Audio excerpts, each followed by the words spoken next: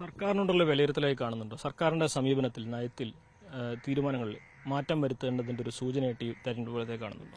അത് കൃത്യമായി പരിശോധിക്കേണ്ടതാണ്. അതിപ്പോൾ ഈ തെരഞ്ഞെടുപ്പോട് 10-ാം തീയതി നിയമസഭാ സമ്മേളനം ആരംഭിക്കുകയാണ്.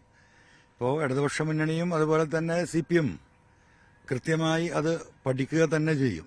ഇത്രത്തോളം വോട്ട് ശതമാനം ഇപ്പോൾ മൊത്തം പരിശോധിക്കുമ്പോൾ ഇന്നൊക്കെ വന്ന കണക്ക് പ്രകാരം 1% ഇടതുപക്ഷത്തിന് കഴിഞ്ഞ പാർലമെന്റ് തെരഞ്ഞെടുപ്പിന്റെ കണക്ക് വെച്ച് നോക്കുമ്പോൾ നഷ്ടമായിട്ടുള്ളത്.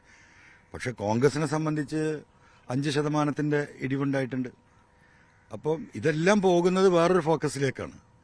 അപ്പോൾ ആ ഒരു ട്രെൻഡ് BJPയോടും RSSനോടും താതാത്മ്യം പ്രാപിക്കാൻ തയ്യാറില്ലാതിരുന്ന കേരളത്തിന്റെ ഒരു ജനത അതിനോടൊരു ചെറിയ താതാത്മ്യം പ്രാപിക്കുന്ന അവസ്ഥയിലേക്ക് കേരളം പോകുന്നുണ്ട് എന്നത് മതേതര കേരളത്തെ സംബന്ധിച്ച് വളരെ അപകടകരമായ ഒരു സ്ഥിതിവിശേഷമാണ്.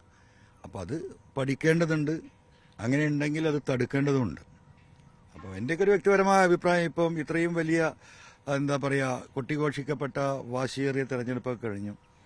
പല സ്റ്റേറ്റുകളിലും ഇന്ത്യ മുന്നണിയിലെ ഘടകകക്ഷികൾ തമ്മിൽ അങ്ങോട്ടും ഇങ്ങോട്ടും ഏറ്റുമുട്ടി. അവസാനം ഒരു ലക്ഷ്യത്തിന് വേണ്ടി ഇവരെല്ലാം ഒരുമിച്ചിരിക്കുകയാണ്. ആ ലക്ഷ്യമെന്ന് പറയുന്നത് ഫാസിസത്തിൽ നിന്ന് ഇന്ത്യയെ രക്ഷിക്കുക.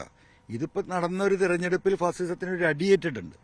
അടിയേറ്റു എന്നതിലപ്പുറം ഫാസിസം കൈവിട്ടുപോയി അല്ലെങ്കിൽ ആ BJP തകർന്നു എന്നൊന്നും നമുക്ക് പറയാൻ പറ്റില്ല.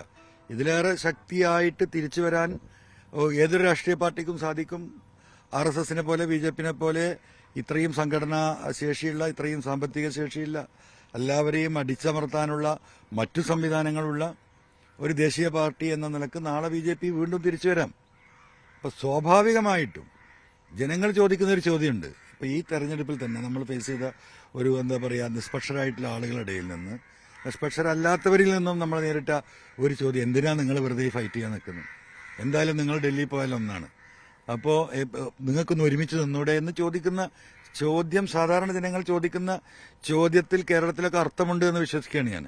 അതായത് കേരളത്തിൽ ഇടതുപക്ഷവും കോൺഗ്രസും കൈകോർക്കണം എന്നാണോ? തീർച്ചയായിട്ടും കൂടിയാലോചനകൾ നടത്തണം. ഒരു കോമൺ മിനിമം പ്രോഗ്രാമിന്റെ പേരിൽ ഇടതുപക്ഷത്തിനും കോൺഗ്രസിനും ഒരുമിച്ച് പ്രവർത്തിക്കുന്നതിന് അതാണല്ലോ കോമൺ മിനിമം പ്രോഗ്രാം എന്ന് പറയുന്നത്. ഓരോ രാഷ്ട്രീയ പാർട്ടികൾ, ഇപ്പോൾ കോൺഗ്രസ് ആയാലും UDF ആയാലും LDF ആയാലും ഒക്കെ നമ്മളെന്താ നാട്ടിലെ പൊതുവായ സമൂഹത്തിന്റെ നന്മയ്ക്ക് വേണ്ടിയിട്ടാണ് പോരാടുന്നത്. RSS എന്ന് പറയുന്നതും BJPയും ഒരു വിഭാഗത്തിന് വേണ്ടി, വിഭാഗീയതയ്ക്ക് വേണ്ടി പോരാടും. ആ വിഭാഗീയത നാടിന്റെ വലിയൊരു ആപത്തായി വളരുകയാണ്. അപ്പോൾ പണ്ട് കേരളത്തിൽ BJPയെ കണ്ടതുപോലെയല്ല ഇപ്പൊ നമ്മൾ കാണേണ്ടത്. കാരണം അതിലേക്കുള്ള സ്റ്റെപ്പ് ഇൻ ചെയ്യാൻ ആളുകൾ താല്പര്യപ്പെടുന്ന ഒരു അവസ്ഥയുണ്ട്. അതിനെ തുടക്കത്തിലെ മുളയിലെ നുള്ളിക്കളയണം.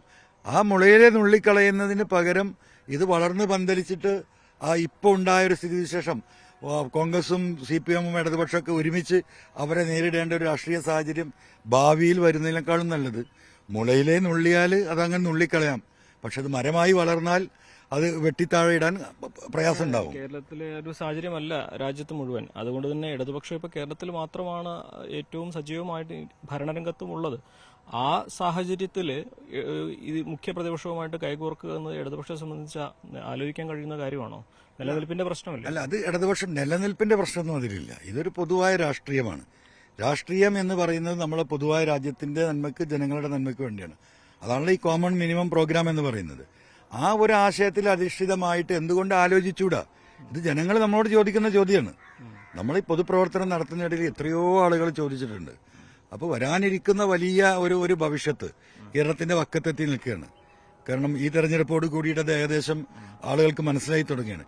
ഈ ഭവിഷ്യത്ത് വന്ന് പന്തലിച്ച് വലിയ മരമായിട്ട് അതിനെ വെട്ടിക്കളയാൻ അന്ന് കോമൺ മിനിമം പ്രോഗ്രാം ഉണ്ടാക്കുന്നതിലേറെ എന്തുകൊണ്ട് ആലോചിച്ചുകൂടാ എന്ന് ജനങ്ങൾ പറയുമ്പോൾ സ്വാഭാവികമായിട്ടും വ്യക്തിപരമായിട്ട് ഞാൻ ആലോചിക്കുകയാണ്. അങ്ങ് പാർട്ടിയിൽ ഇത് ആവശ്യപ്പെടുക അല്ലെങ്കിൽ അവതരിപ്പിക്കുക, അങ്ങനെ ഒരു അഭിപ്രായം ഉണ്ടാകുന്നത്? അല്ലല്ല, ഇതൊരു പൊതുവായ അഭിപ്രായം. ഈ തെരഞ്ഞെടുപ്പ് ഘട്ടത്തിൽ ജനങ്ങൾ നമ്മളോട് സംസാരിച്ചൊരു വിവരമാണ്. ഇതൊക്കെ പാർട്ടി ആലോചിക്കേണ്ടതാണ്. ആ ജനങ്ങൾ കൺവേ ചെയ്തിട്ടുള്ള ഒരു മെസ്സേജ് അത് നിങ്ങളുമായി പങ്കുവെക്കുന്നു.